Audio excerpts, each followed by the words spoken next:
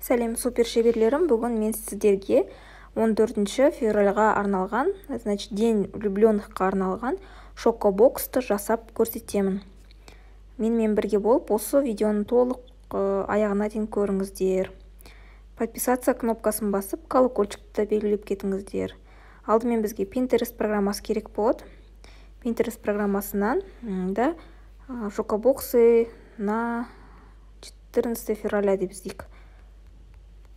Онда орысша жазбасаңыздар, қазақша көп болмайды варианттары. Мысалы, мынаны алайық, әдемі шығады.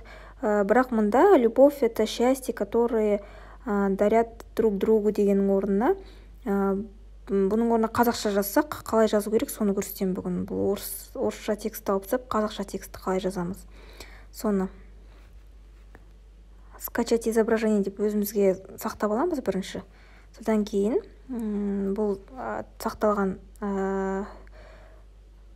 шаблонымызды PicsArt программасында ашып,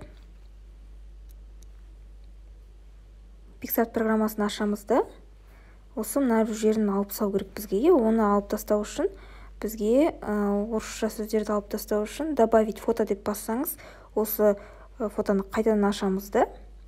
Содан кейін обрезать деп, мына фон, көк фонды бүйтіп кесіп аламыз. Әдемілеп кесіп аламыз. Артық нүктелер болмайтындай таза жерін аламыз. Анық көрініп тұратын.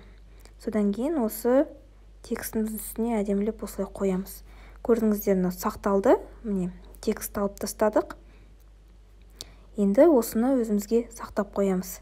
Сақтап қоямыз да, енді бізге осы нені сақтап алайық бірінші. Сохранить деп басамыз, загрузить өті. Не сохранено фото деп шықты. Енді осы жерге біз текст жазайық. Текстті жазу үшін Google-ға кіріп, махаббат жайлы өлеңдер деп іздейік. Мысалы, махаббат өлеңдері деп жазайық. Мысалы, махаббат туралы өлеңдер.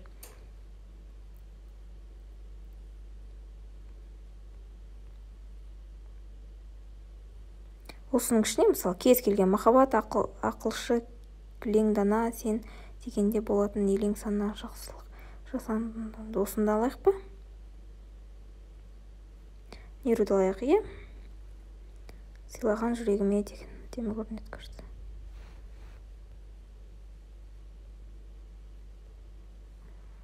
Жоғалтып алдым ба?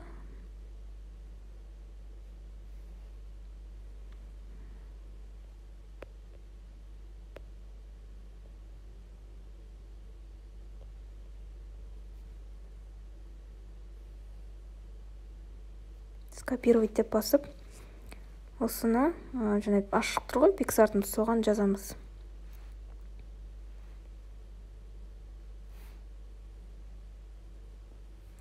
Бұл PicsArt-та менде текст шрифттер ауыспаған. Егер шрифтті қалай ауыстыру керектігін білмесеңіздер, онда менің алдыңғы видеоларымда қазақша шрифттерді қалай телефонға орнату керек, сол туралы видеолар бар. Соны көрсеңіздер болады, Android-қа арналған телефонда. Мен қазір мына видеоны iPhone-нан түсіріп отырғаннан, iPhone-ға мен әлі орнатқан жоқпын ондай тексттерді, шрифттерді. Сондықтан содан көріп алсаңыздар болады, егер әдемі шрифтпен жазамыз десеңіздер.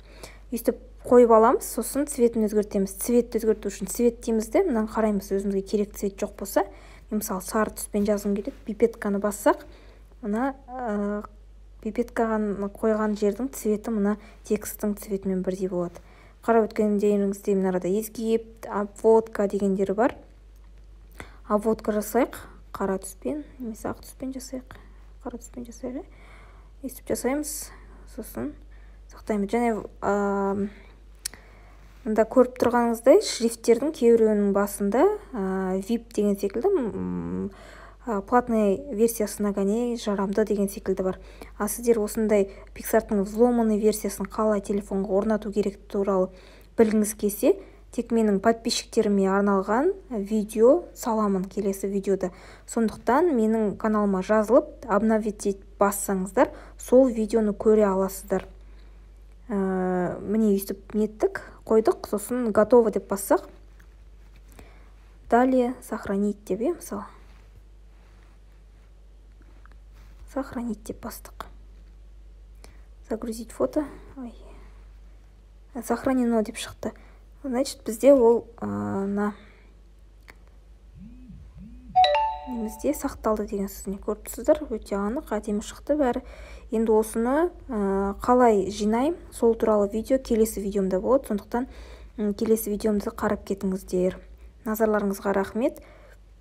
Сіздермен болған Әсем.